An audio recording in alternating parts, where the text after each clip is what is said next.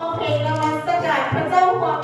us say good morning once again and welcome to Reborn Our Weekend. Please all stand up if you are able to. We will sing and honor our Lord together. มอบทุกสิ่งแก่พระเยซู We'll give everything to Jesus. ข้า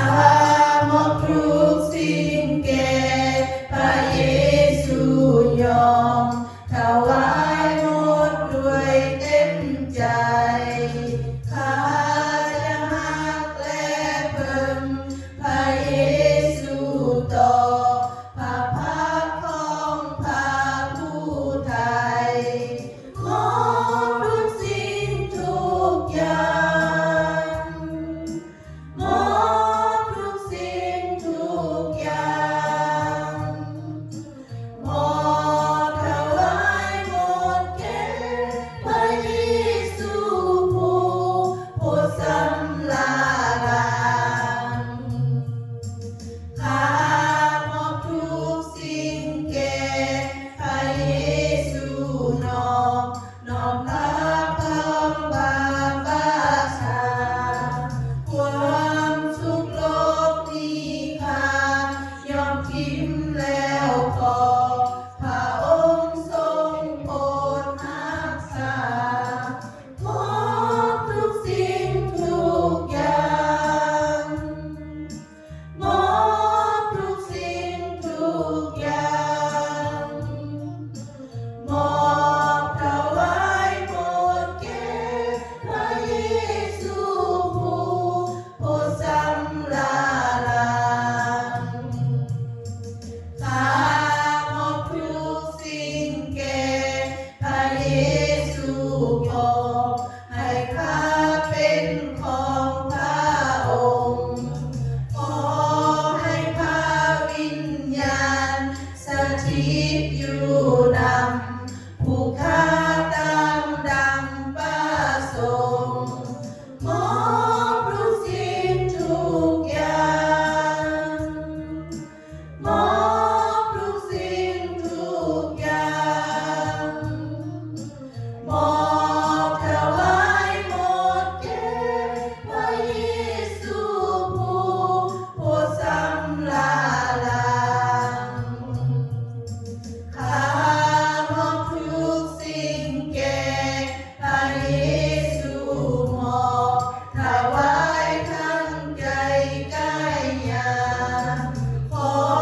โปรดให้ความหักและฤทธากับพระพรทอบเทลงมามอบทุกสิ่งทุกอย่างมอบทุกสิ่งทุกอย่างมอบถวายหมดแก่พระเยซูผู้สำลาลาง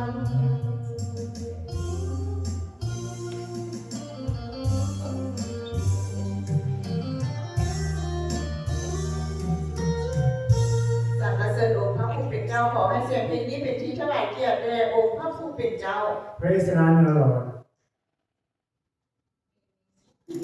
เม็ดเกลือและแสงสว่าง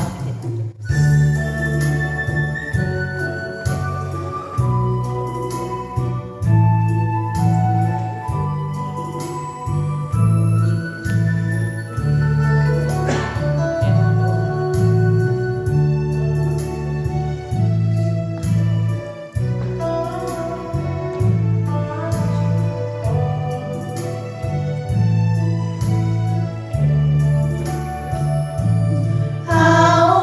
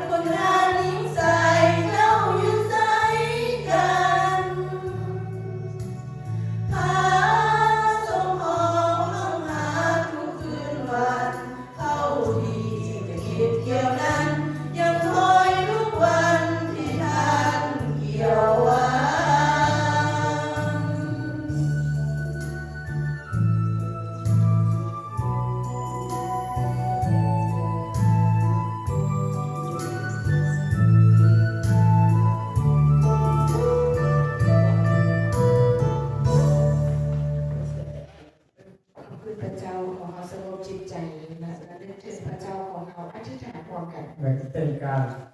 and let us bow our head and concentrate and let's pray together. สรรเสริญองค์พระผู้เป็นเจ้า Praise Heavenly Father, พระนามของพระองค์ทรงสัตย์ซื่อและเที่ยงธรรม the name of the truth. พระนามของพระองค์คือพระนามเดียวที่สวยงามให้พ้น And the name, the only name that protects each and every one of us. ขอบพระคุณพระองค์ในวันนี้ We like to give you thanks for today. พระองค์จะได้ปลุกลูกตื่นขึ้นมาในเช้าอันเป็นวันใหม่ And you have wakened us up to this brand new day ได้เข้ามานมัสการองค์พระผู้เป็นเจ้า and call us in here to worship you. ได้เข้ามาในแห่งที่ศักดิ์สิทธิ์ขององค์พระผู้เป็นเจ้า That we are able to stand here in front of you. พระเจ้าพระบิดา Oh Heavenly Father, ขอพระวิญญาณบริสุทธิ์ทรงสวมทับคนลูกในห้องนมัสการนี้ we pray that the Holy Spirit will cover each and every one of us in this room today. ทอดเทไฟพระวิญญาณให้ลูกได้เห็นแสงสว่างขององค์พระผู้เป็นเจ้า Pour down your holy light โปรดประทานให้ลูกได้เข้าใจพระธรรมอันที่เลิศล้ำขององค์พระผู้เป็นเจ้า Open our hearts so that we understand all the message that you are giving us. ลูกต้องการองค์พระผู้เป็นเจ้าในเวลานี้ Oh Father, we need you at this time. ลูกมอบเวลานี้ให้เป็นเวลาของพระวิญญาณบริสุทธิ์นำพา We give this time for the Holy Spirit to guide us. สรรเสริญขอบพระคุณในพระนามพระเยซูคริสต์เจ้าอาเมน We pray this in Jesus' name, our Lord. Amen. ขอเชิญทุกคนนั่งลง But please all sit down. ต้องไปอ่านพระคัมภีร์ภาษาอังกฤษไอว่าภาษาไทย We're going to have a scripture reading in English, which is by Mr. Bob Kupin, and in Thai, it's by Kayla.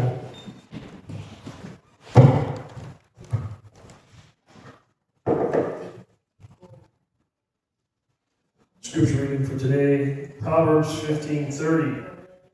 A peaceful heart leads to a healthy body. Jealousy is like a cancer in the bones.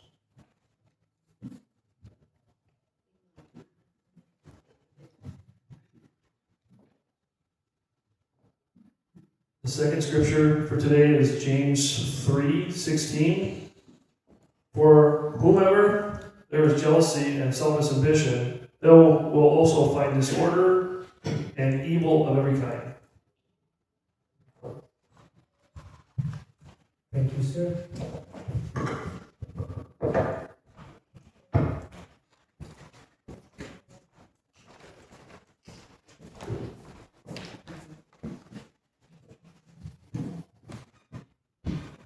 สุภาษิต14 ข้อที่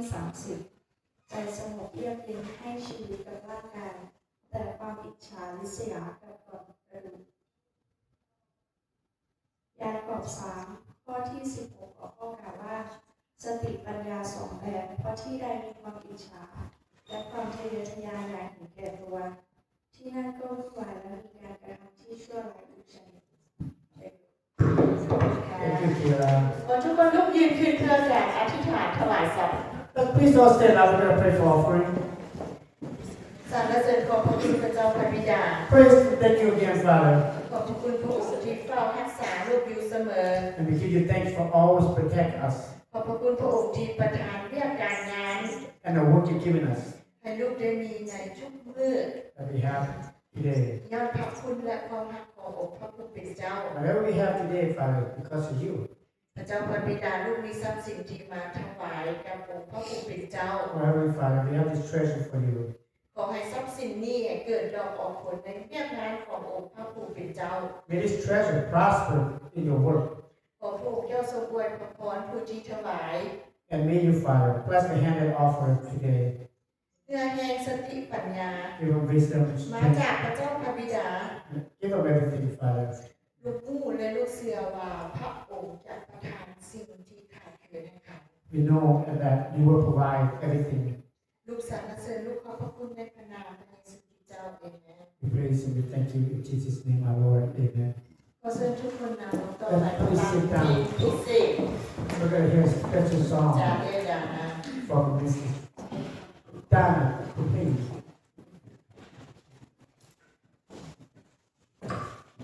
ไปลองกันจะเป็นลองความหักบ้าน คงของพระเจ้าความหักมันค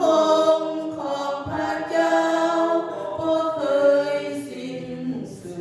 ดพระเมตตาพื้นหลังลงมาอยู่เสมอไม่ทุกสาวเข้าในดวงใจซาบซึ้งทุกวันใหม่พระองค์ทรงความเที่ยงธรรมยิ่งนัก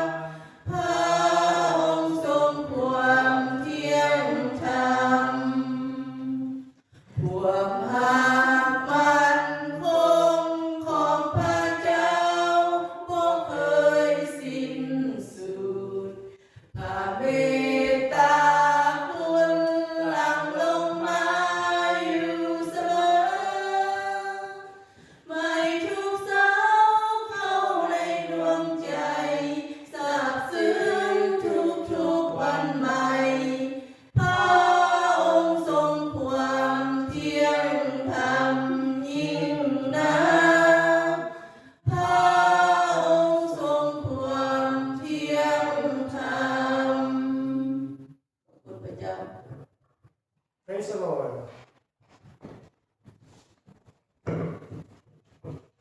ต่อไปขอเชิญอาจารย์บุญเพ็งขึ้นเทศนา Now we can hear a scripture, a message from a pastor.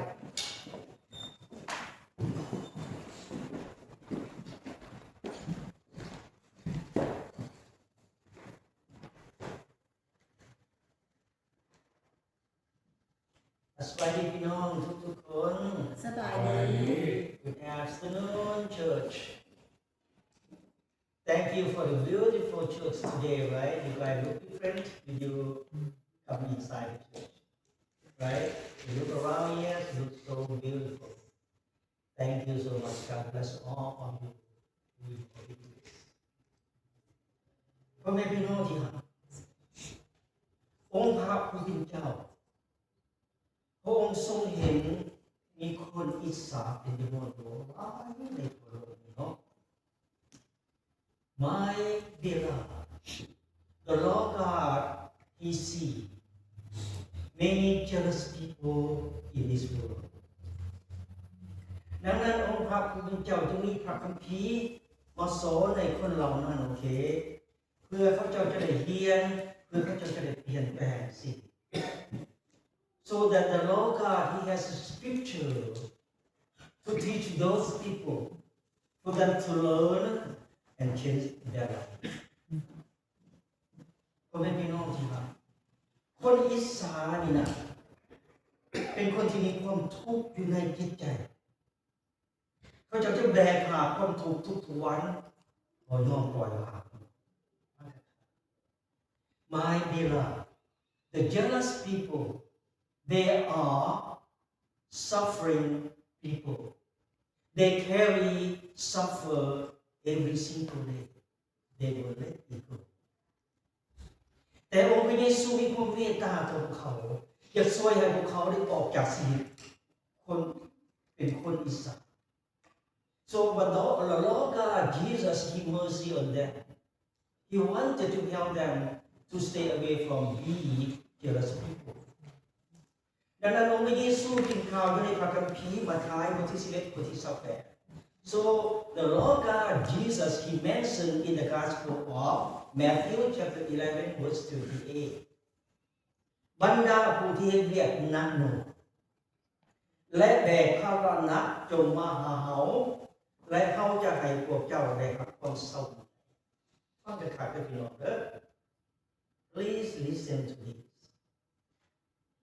Matthew 11 verse 28. Come to me, all who labor and are heavy laden, and I will give you rest. วันนี้อาจารย์อยากแนะนำถึงพี่น้องผู้ที่มีชีวิตแบบนี้ให้พากันอธิษฐานขอให้พระเจ้าได้ช่วยเหลือและเปลี่ยนแปลงชีวิต Today I would like to advise to all of the people who have life like this. Please ask pray to God, ask Jesus for help, ask Jesus to change their life เพราะคำอธิษฐานนี่พี่น้องคือกับกุญแจของพระเจ้าที่ลงมาจากสวรรค์ที่จะไขประตูจิตใจของพี่น้องเพื่อรับเอาคำของพระเจ้าเพื่อรับเอาองค์พระเยซูเข้าไปที่นั่น Because prayer is the key of God that come from the heaven to open the door of your heart to accept the word of God, the teaching from God and Jesus Christ in your heart. แล้วองค์พระเยซูจะเปลี่ยนแปลงชีวิตของแต่ละคน Then the Lord God Jesus He will change those people's life. อาจารย์ขอพระคุณพระเจ้าในแววคำในยินดีต้อนรับทุกคนที่เข้ามานมัสการในพระเจ้าในวันนี้ I thank you and welcome to all of you to come to worship God together. Let us pray. พระเจ้าพระบิดามื้อนี้เป็นวันสะบาโตเป็นวันที่ผู้ลูกมีความชื่นชมดีที่เข้ามานมัสการพระเจ้า Father, today is the Sabbath day. It's the day that we are so happy to come to the church to worship you. พระเจ้าพระบิดาขอพระองค์เจ้าทรงอวยพรวันนี้ให้เป็นวันแห่งความศักดิ์สิทธิ์ของคริสเตียนทั่วโลก Father, may you bless this day to be a holy day for all Christians in the world. ขอบพระคุณสำหรับพระวิญญาณบริสุทธิ์ของพระองค์เจ้าทรงได้ปลุกพวกเราให้ตื่นลุกมาแต่เช้าทั้งไกลทั้งไกลเพื่อได้มานมัสการพระองค์เจ้า Thank you for the Holy Spirit to wake all of us up from far and near to come to worship you. พระเจ้าพระบิดาขอพระองค์เจ้าทรงอวยพรทุกคนให้มีสุขภาพแข็งแรงมีความเชื่อที่แข็งแรงตลอดไปเถิด May the Holy Spirit bless all of us in here to have strong and healthy for us to come to worship you ดูขอบพระคุณสรรเสริญอธิษฐานร่วมกันในพระนามพระองค์พระมหาเยซูคริสต์เจ้า Amen. We pray together in your name Jesus Christ our Lord. Amen. วันนี้อาจารย์จะแบ่งปันเกี่ยวกับเรื่องคนอิสาพี่น้อง Today I will share about jealous people. อาจารย์อยากให้พี่น้องฟังนะครับพี่น้องนะ So I would like all of you please listen to this. อาจารย์จะเอาครอบครัวของยาโคบมาเป็นตัวอย่างคนในครอบครัวอิสราเอล I will mention and talk about Jacob family. For example, the people in the same family, they are jealous to each other. ยาโคบมีลูกชาย12คนโยเซฟหนึ่งในจำนวน12คนที่พ่อรักที่สุด Jacob he had 12 sons. Joseph one of his sons that he loved the most. ยาโคบรักโยเซฟหลายที่สุดพี่น้อง Jacob he loved Joseph. ดังนั้นเราจะเห็นเสื้อคลุมให้โยเซฟตัวหนึ่ง So he made a robe for Joseph. เมื่อพวกอ้ายรู้จักว่าพ่อนี่รักโยเซฟหลายกว่าทุกคนในครอบครัว When his brother knew about the father loved Joseph more than all of his sons. ดังนั้นพวกอ้ายเกิดมีความอิจฉาขึ้นมาฟังครับพี่น้อง So that all of his brothers were jealous on him. ดังนั้นพวกอ้ายก็ชอบหาวิธีทางที่จะฆ่าเราที่จะฆ่าโยเซฟ Then the brother find a way to kill him. ในที่สุดพวกอ้ายก็ขายน้องชายของตัวเองเลือดของตัวเองให้กับคนอื่น Finally they sold Joseph his own brother their own blood to Egyptians เอาเสือโคกมานั่นไปปนใส่กับเลือดแล้วก็ได้บอกพ่อในตัวพ่อว่าโยเซฟถูกสัตว์กัดตาย Then they took his robe, mix with the animal blood, then went to the father and tell the father and lie to him.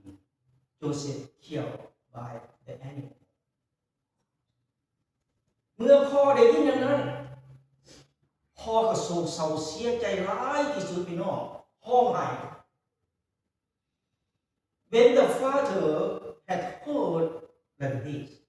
he was mourning, sad, upset, crying. ดังนั้นบทเรียนในวันนี้จึงสอนพวกเราใจพี่น้องคนมีความวิสานี่เป็นคนที่สัวหายที่สุด So the lesson today teach to all of us in here. The jealous people are evil people, are troublemaker. They lie.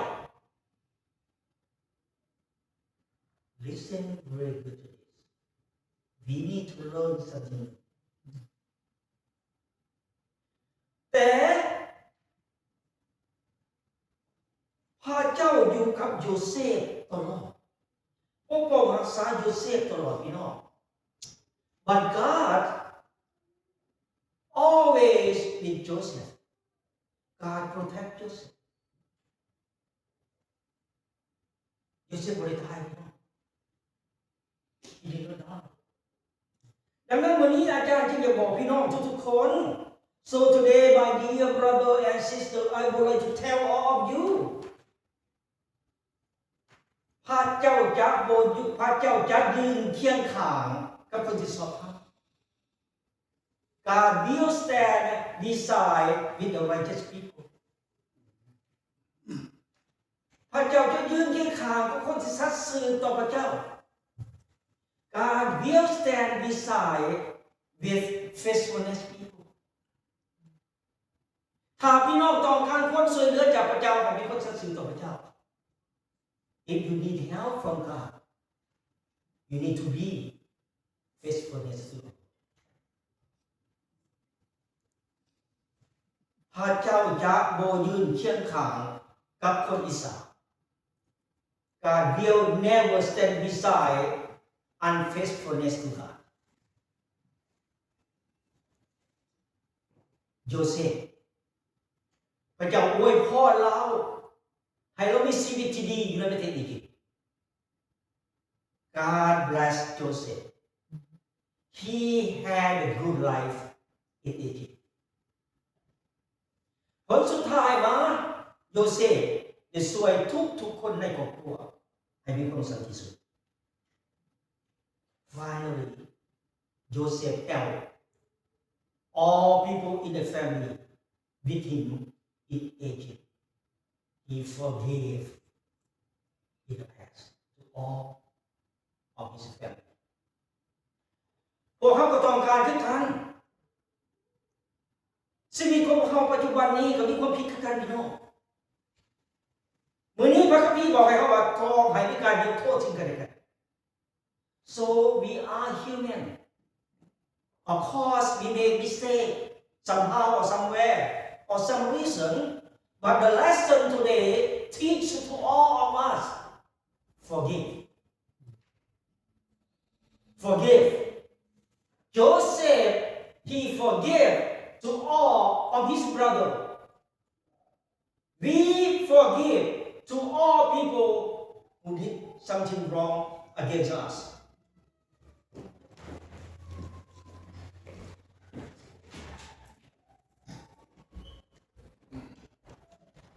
วันนี้เมาเรื่องกษัตริย์โสและกระดาษคนนอกครอบครัวอิสราเอล Now let's talk about King Saul and David. People outside the family are jealous together each other.พระเจ้าได้โปรดทรงโซให้มาเป็นกษัตริย์ผู้ทวิตของอิสราเอล The Lord God, He anointed Saul to be the first king of Egypt, of the Israel people. แต่ว่าโซ่นี่นะบ่มีความสัตย์ซื่อต่อพระเจ้าเราเฮ็ดตามใจเราเองเราบ่ได้ปฏิบัติตามคำสั่งของพระเจ้า But Saul, he unrighteousness to God, unfaithfulness to God. He did not follow God's command. He did whatever from his own idea. ดังนั้นพระเจ้าจึงมีแผนการที่จะโหวตส่งดาวิดให้เป็นกษัตริย์ Therefore, God anointed David to be the king. เมื่อกษัตริย์โซลได้รู้เกี่ยวกับอันนี้แล้วเกิดมีความย่านลืมขึ้นมา When King Saul, he knows about this, he was jealous on him. ดังนั้นกษัตริย์โซลจึงพยายามสอบหาวิธีทางที่จะฆ่าดาวิดอยู่ตลอด So King Saul, he find a way to kill David. แต่เราไม่มีความสามารถฆ่าดาวิดได้เพราะพระเจ้าอยู่กับเราดาวิดหาพระเจ้าเชื่อฟังพระเจ้าปฏิบัติตามคำสั่งของพระเจ้าทุกอย่าง He could not kill David at all because God was with him. God always with him, protect him. David, he loved God. He feared to the Lord. He faithfulness to God. He listened to God all the time and followed God's command. นั่นก็เป็นข้อที่ของพระเจ้าดาวิดได้มีโอกาสหลายครั้งที่จะแก้แค้นกษัตริย์โซล David he had a lot of chance to revenge and kill King Saul. แต่ดาวิดบ่เฮ็ด But David he did not do. เพราะว่าเราติดตามคำสอนของพระเจ้าบ่ให้เรา Because he listened to God's command, God will let him do it. ถ้าพี่น้องอยากรู้จักให้เบิ่งในพระคัมภีร์เพลงสรรเสริญบทที่105ข้อที่5 If you want to know, please read on the book of Psalm chapter 105 verse 5. ในที่สุดพี่น้องกษัตริย์โซลถูกฆ่าอยู่ในสนามรบ Finally, he killed in the battlefield. แล้วพระเจ้าก็ได้อวยพรผ่านดาวิดผู้ที่สัตย์ซื่อต่อพระเจ้าให้มาเป็นกษัตริย์ Then the Lord God blessed David who loved God and faithfulness to God, fear to the Lord, to become the king. Amen พี่น้อง Amen. พ่อแม่พี่น้องที่รักพระคัมภีร์บทนี้พระเจ้าข้าพี่น้องพระคัมภีร์บทนี้ถือกับชีวิตของอาจารย์ถือกับชีวิตของอาจารย์แต่เป็นบทเรียนที่ดีให้กับอาจารย์จะรู้ My beloved, this scripture applies to me, to my life. It is a very good lesson to me. I will never forget. มีคนหลายคนอิจฉาอาจารย์อยากยุดว่าอยากให้อาจารย์เป็นศิลปินพี่น้อง Some people jealous of me. They want to stop me to be the pastor in the past. All you know. เหมือนกับกษัตริย์โซลว่าอยากให้ดาวิดขึ้นมาเป็นกษัตริย์ It's the same thing like King Saul stop David not to be the king. เมื่ออาจารย์ขึ้นมาเป็นศิษยาภิบาลแล้วยังมีคนอิจฉาอาจารย์อีกอยากให้อาจารย์ตกจากหน้าที่เป็นศิษยาภิบาลไม่รู้หมดนี่ After I became the pastor, someone jealous of me want to drop me from the pastor position. แต่อาจารย์ขอบพระคุณพระเจ้าเพราะพระเจ้าอยู่กับอาจารย์เหมือนกับพระเจ้าอยู่กับโยเซฟ But I give thanks to God always with me as God was Joseph with Joseph พออาจารย์มีผู้ศึกษาสื่อต่อพระเจ้าและอาจารย์ก็รับใช้เวียดงานของพระเจ้า because I am faithfulness to God and serve the Lord จำไว้ให้ดีถ้าเฮาสัตย์ซื่อกับพระเจ้าอยู่กับพระเจ้านี่นะบ่มีใครเฮ็ดให้เฮาเอาได้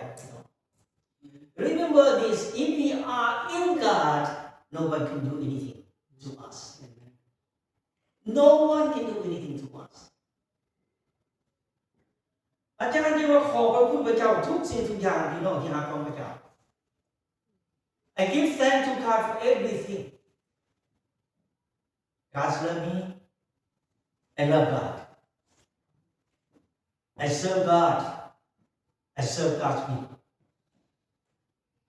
ดังนั้นพ่อแม่พี่น้องที่รักของพระเจ้าอาจารย์จึงเว้าเรื่อยๆ So my beloved I repeat all the time จนให้พี่น้องได้จำ For you to remember this God is good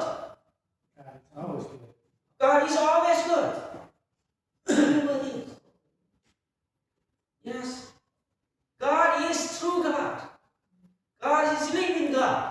God is with us every day God is for us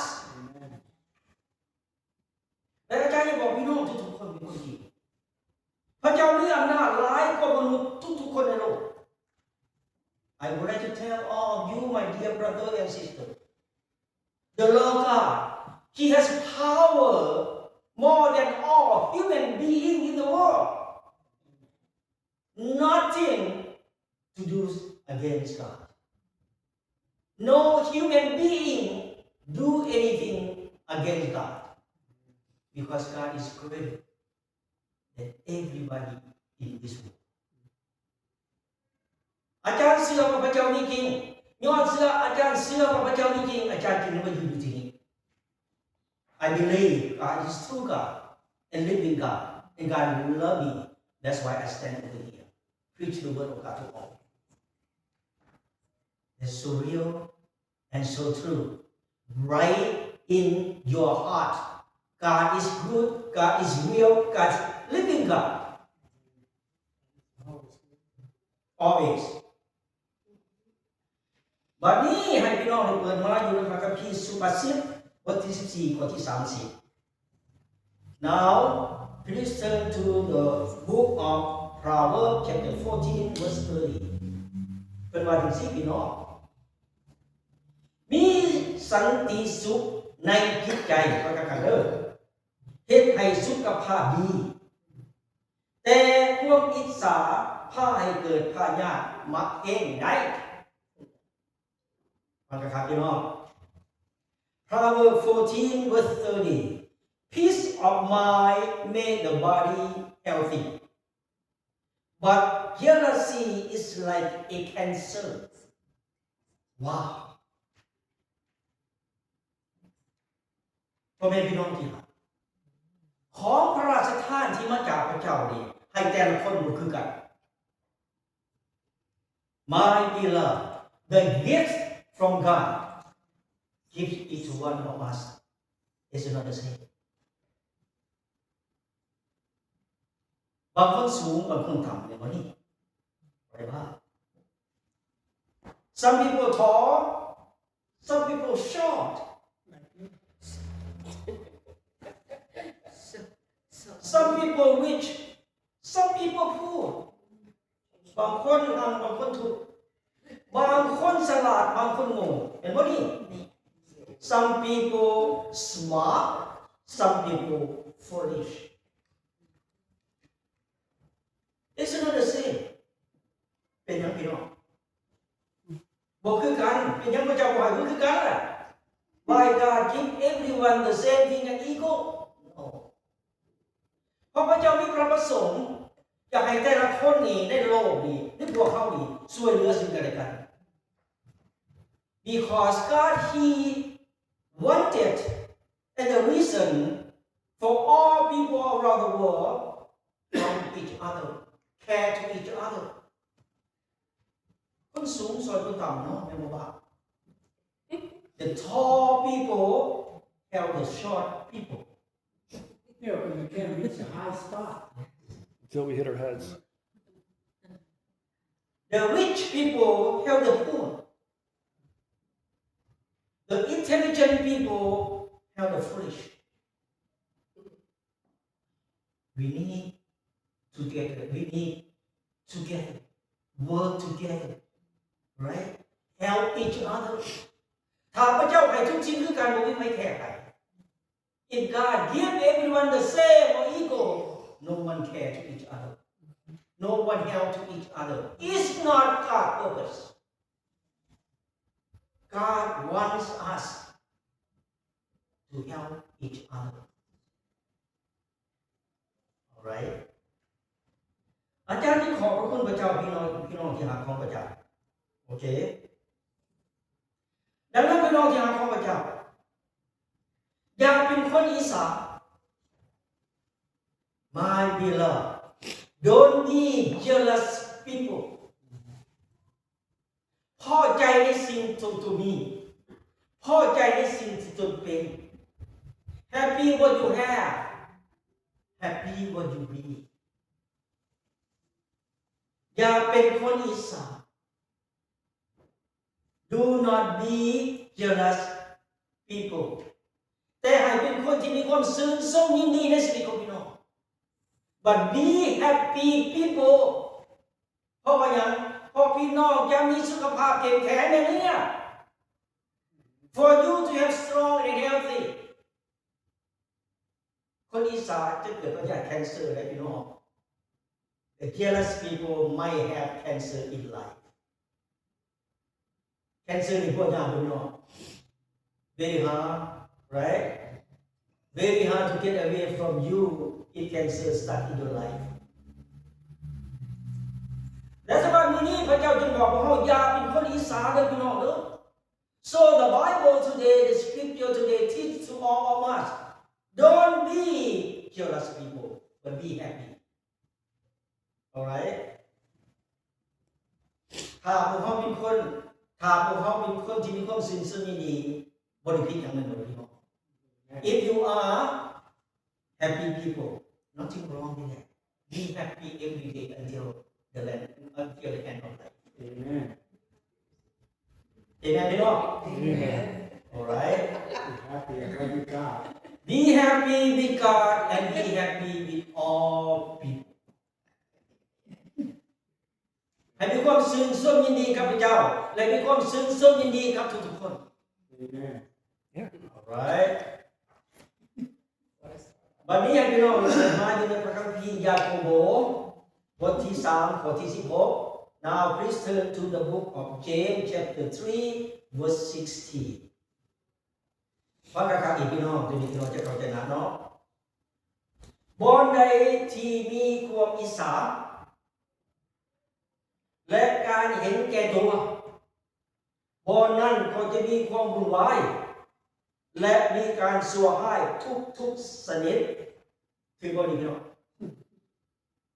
จบแล้ว It's true. James 3 verse 16 Here there is jealousy and selfishness There is also disorder and very kind of evil Wow It's so real and so true is that พ่อแม่พี่น้องที่รักอาจารย์จะบอกทุกคนพระคัมภีร์บอกทุกคน My beloved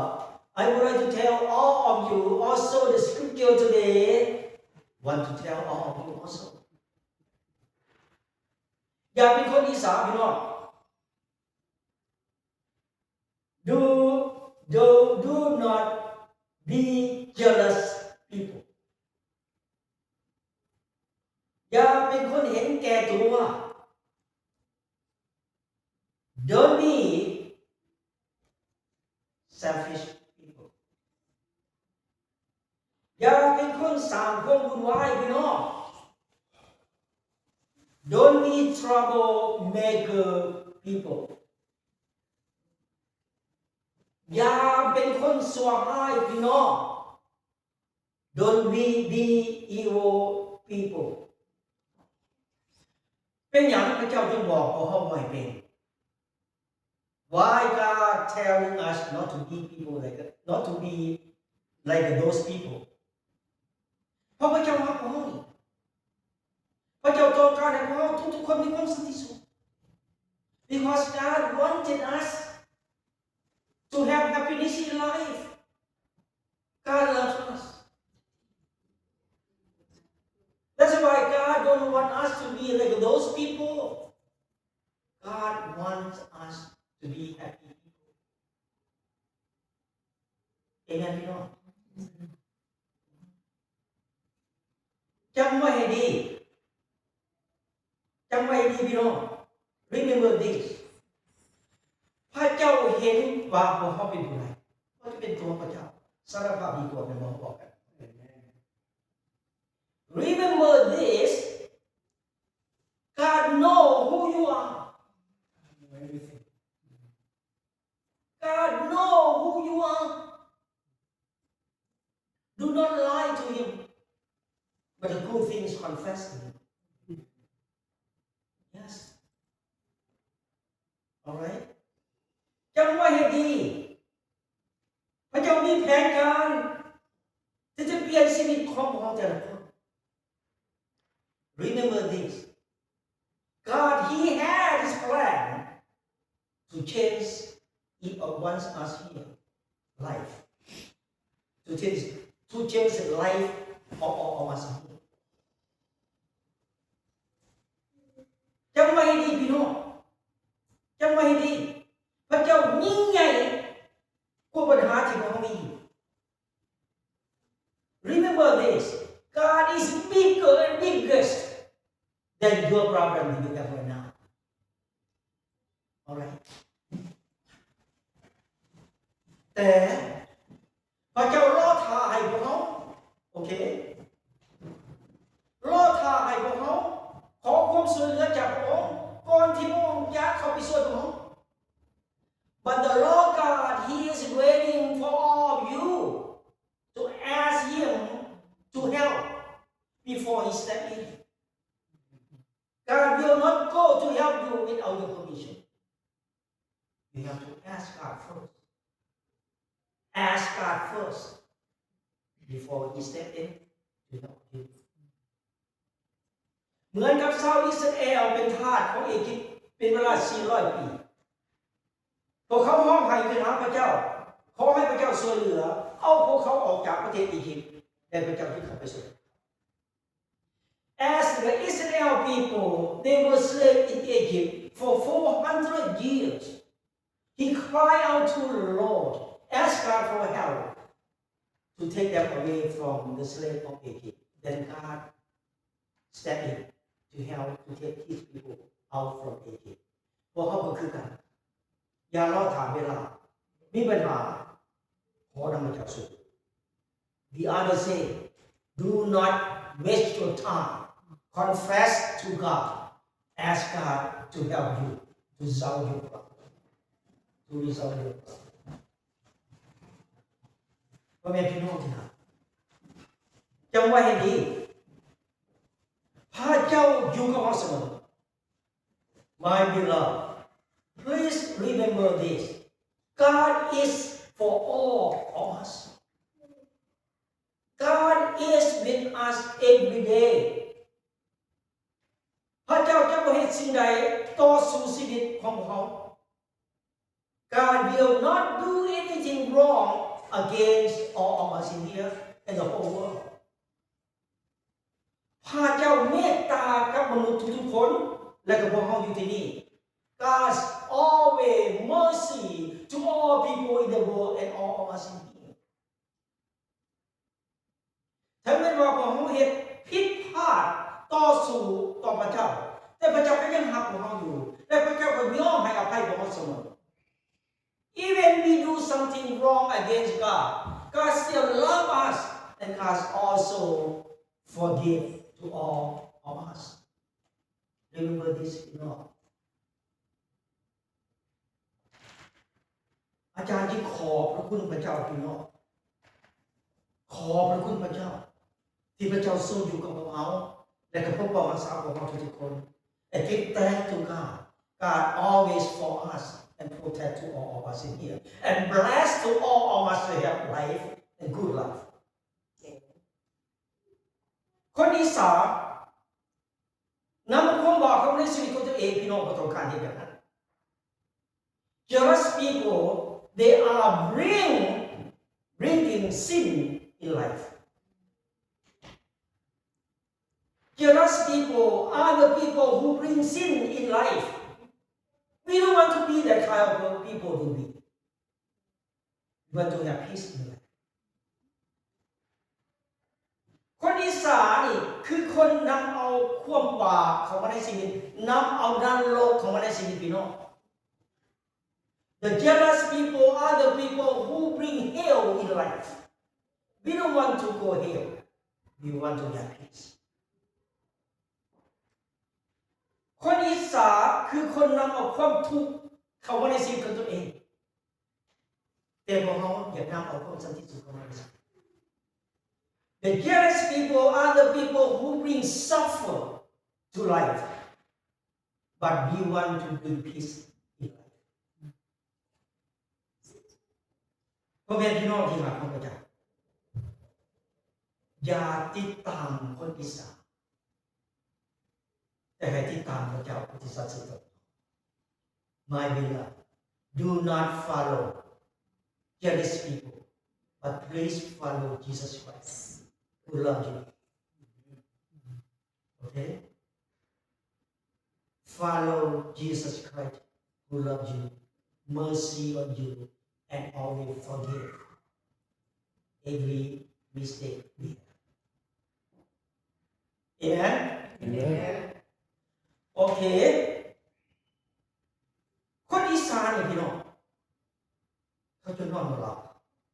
พอแต่ละคืนก็ส่องหาความผิดนะครับ Jealous people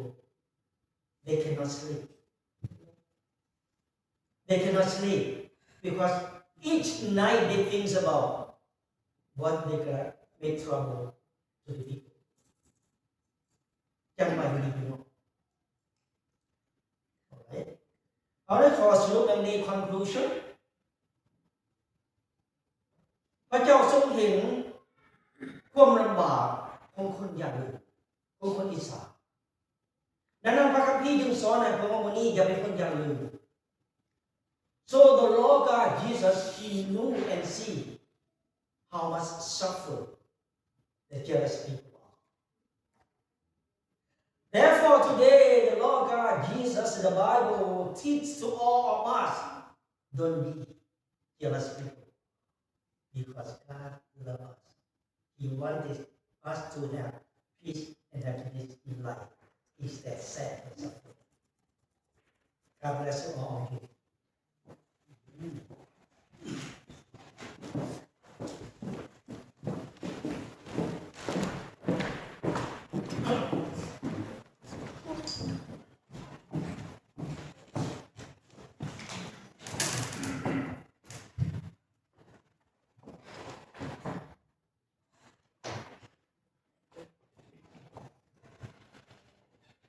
ขอเชิญทุกคนลุกยืนขึ้นห้องเพลง Let's all stand up พระเจ้า and ร่วมกัน if you're able to, let's all stand up and sing an honor Lord.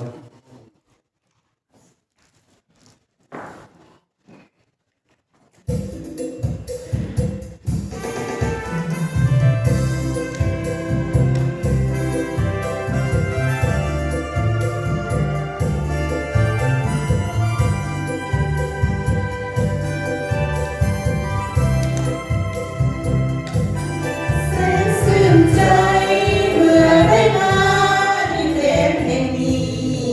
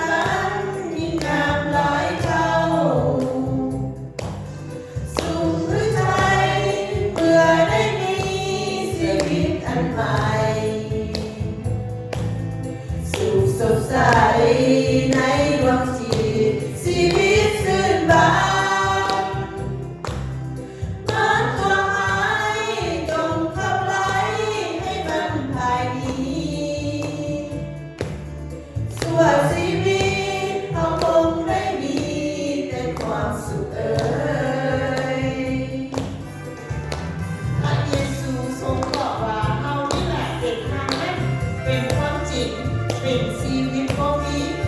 ผู้ใดมาถึงพระบิดาได้นอกจากมาทางเขาโยฮันบทที่14ข้อ6แสนชื่นใจเมื่อได้มาในแดนแห่งนี้งามอีหลีเมื่อได้มาพบพระเจ้าเอาบ่ฮู้พระเยซูตอนอยู่เมืองลาวพระเป็นเจ้าทรงพระเขาพี่น้องลาวเอ่ยสุขสดใสแดนวิไลสวรรค์สันฟ้าภายภาคหน้าจะได้ไปอยู่กับพระองค์ผู้ทรงสร้างโลกเบื้องหลังให้สวยงดงามส่วนสวรรค์สถานนั้นที่งามหลายเท่าสุขสุดท้ายเมื่อได้มีชีวิตอันใหม่สุขสดใสในดวงจิตชีวิตชื่นบานมันสวายจงขับไล่ให้มันภายนี้ชั่วชีวิตเอาคงได้ดีแต่ความสุขเอ่ยได้ใจของท่านทั้งหลายวุ่นวายไปจงไว้วางใจในพระเจ้าและไว้วางใจในเขาเหมือนกันในพระศาสนาบิดาของเขาที่มีอยู่หลายบทขอบคุณพระเจ้าขอให้เสียงเพลงนี้เป็นที่ถวายเกียรติแด่องค์พระผู้เป็นเจ้า Praise and honor our Lord with the song. ให้เราสงบจิตใจและนึกถึงพระเจ้าของเรา Let's all bow our head and pray together. สรรเสริญองค์พระผู้เป็นเจ้า Praise, O Heavenly Father. พระนามของพระองค์เป็นพระนามเดียวที่ลูกเคารพและบูชา Your name are the only name that we will worship. ขอบพระคุณพระองค์ในวันนี้ We give you thanks for this day, พระองค์เจ้าได้ป้อนพระคำอันที่ลึกลับของพระองค์เจ้าให้ดู that you have given and feeding us with the message. ขอพระเจ้าพระบิดา ขอให้พระคำนี้ ให้ซึมซับเข้าไปในชีวิตและจิตใจของลูก Oh Father, let the message sink deep into our heart ให้ลูกได้นำไปใช้กับชีวิตประจำวัน so that we can use it in our daily life, เพื่อลูกจะบ่ได้ตกถึงเป็นการทดลองของมารซาตาน so that we don't fall into temptation.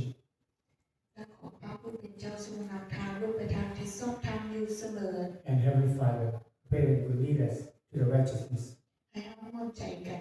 สารภาพบาปต่อองค์พระผู้เป็นเจ้า Let us all confess together. พระเจ้าพระบิดา Oh Heavenly Father, ลูกขอสารภาพความผิดบาปต่อองค์พระผู้เป็นเจ้า we like to confess to you ลูกรู้ว่าลูกเฮ็ดผิดมาถึงการกระทำการเว้าในน้ำพระทัยของพระผู้เป็นเจ้า We know that sometimes we do wrong against you, against your will. ขอพระองค์เจ้าทรงอภัยและเปลี่ยนแปลงลูกด้วย And we ask that you would forgive each and every one of us. ลูกขอเมื่อขอแห่งขอสติปัญญาในการดำรงชีวิตประจำวันด้วย We ask that you would give us strength, energy, knowledge, wisdom, so that we go through our daily life. เพราะลูกบ่สามารถที่เฮ็ดในทางของลูก We cannot do this, Father, on our own. มีแต่พระผู้เป็นเจ้าเท่านั้นที่เบิ่งแยงและประทานให้ลูก Only you, Father, that can provide all that for us. ลูกมอบทุก